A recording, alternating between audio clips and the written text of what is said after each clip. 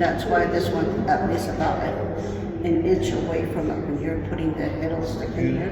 Nice. And the grandson of Lillie Joe, he's in his 80s. He came a couple of weeks ago, and he loved the display. And his wording was, he said, "The rug looks comfortable and it can rest." And I thought, okay, that's it. We've done our job. Pam texted me. Did you send her a picture? Yes, I did.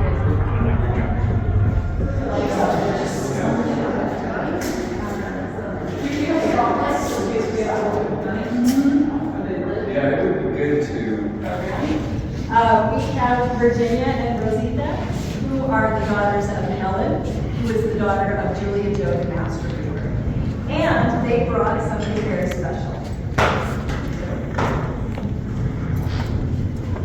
So if you saw some of the weaving tools in front, this is the batten that was used by Lillie Joe to make the Hubbell Joe rug. I get a little goosebumps because, and then also.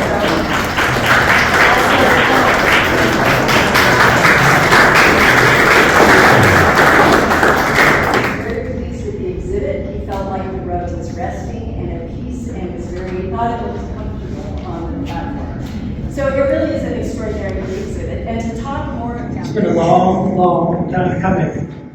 So I wanted to give you just a little bit of background on how we acquired the rug, how it came to be in Winslow, and why.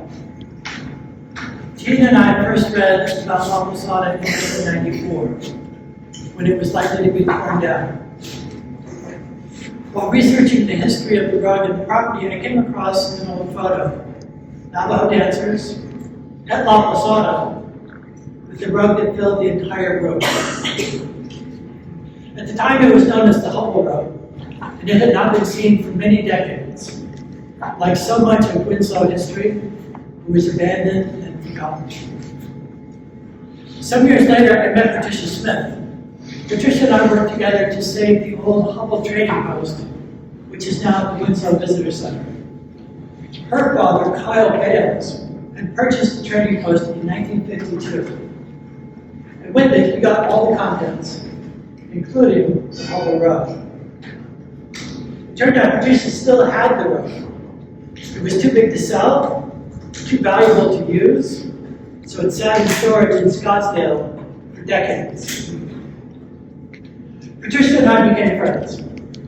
I think she trusted me to do right by the rug, so she agreed to sell it to me. And when she passed on, Tina and I purchased the rug and donated it to the Winslow Art Trust. Care of this textile. How do we keep this safe for many years to come? So Dan, the everything man, who we've already talked about, over the last 10 years really has been the caretaker. He's the one that transports the rug to Flagstaff to freeze it and make sure that there are no pests in there. He does regular inspections. And as Dan will be the first to say, it is not a perfect plan, and it's an evolving plan as we figure it out. And Mary Walker, also from Gallup, she inspected every inch of this rug and wrote a conservation report for us. And so I'm going to have Mary explain to you some of her findings and the conservation plan. Just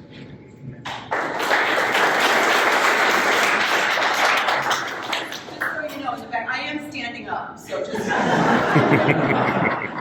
So in 2019, in January, Alan called me and said, "Hey, I need some help, and I've got this big rug." He didn't quite explain how big it was. And I said, "Well, okay, you want to bring it over to Gallup?" He said, "I can't really do that. I'm over to Winslow."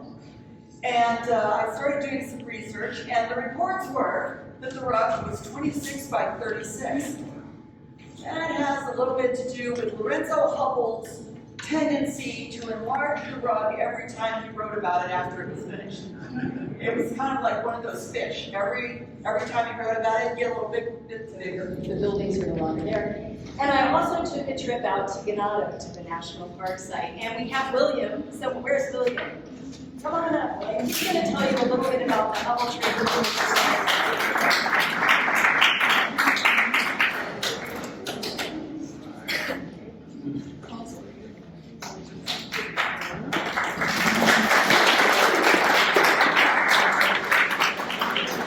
Good afternoon, everybody.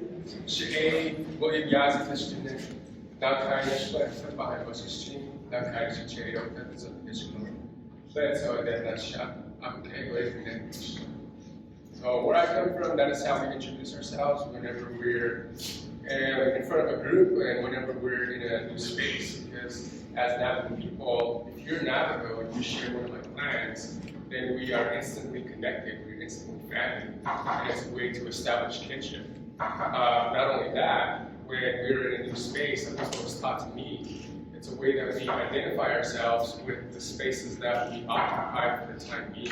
So I'm not only speaking to you, fellow five-fingered beings, but I'm also speaking to everything that's around us and the space that we encompass, and to the beautiful rug that's right next door, as well as the bleeding rugs hanging on the wall there. Everything's the people and everything's the me. But my name is William Gazi. I'm an interpretive ranger at Hubbell Trading Post National Historic Site, located in Venado, Arizona, on the Navajo reservations, and we are one of 3 parks. I want to thank Lashana. Is it Lashana or Lashana? Lashana. I want to thank Lashana because when I went out to visit, and it really is a spectacular site. I was telling her what we're doing here, and she said, you need to have a booth there to represent the site. So it's thanks to Lashana for having I'm really glad William touched on the complicated history of the trader-Navajo relationship. And we've had some questions about why we have Hubbell in the name, and why shouldn't it just be the Lillie Joe? And there are some family members I talked to who said, we want to celebrate the Kinlichii'nii clan, we want to celebrate Greasewood, but Hubbell is also an important part of this element because this was his brainstorming, his idea. So this incredible textile wouldn't have existed. So versus just erasing the name, it's, I think, important to really understand our history and celebrate, as he said, that this is a way that these textiles got to the people, and it's a beautiful thing. So that's why we chose the name Hubbell Joe. Because if you look through historic documents, it's never referred to as Julia Joe and Lillie Joe. It's referred to as Navajo woman weaving. So there's a picture, the picture you see of Julia the loom, it's labeled Navajo woman weaving, not my name. So I'm sure you've noticed that the exhibit is dedicated to the weavers. So when you walk into the room with the rug, you see Julia and Lillie and Sam Joe and Kijan Joe with this beautiful textile. So I think I'm very glad you brought that up. Thank you. So I'm sure you've noticed the spectacular space that we're in and the textiles that are in this room. They're just exceptional. I love the spirit and the characters in these. And Max Licher and Claire, next to Max here. This is their collection, Max. Would you like to? And thank you, Alan and Tina, and Dan, and John back there. Sure. All together. Unlike Julia Joe's rug, these rugs have an unknown personal history. They've come down through the used rug market. We don't know how many hands they've been through.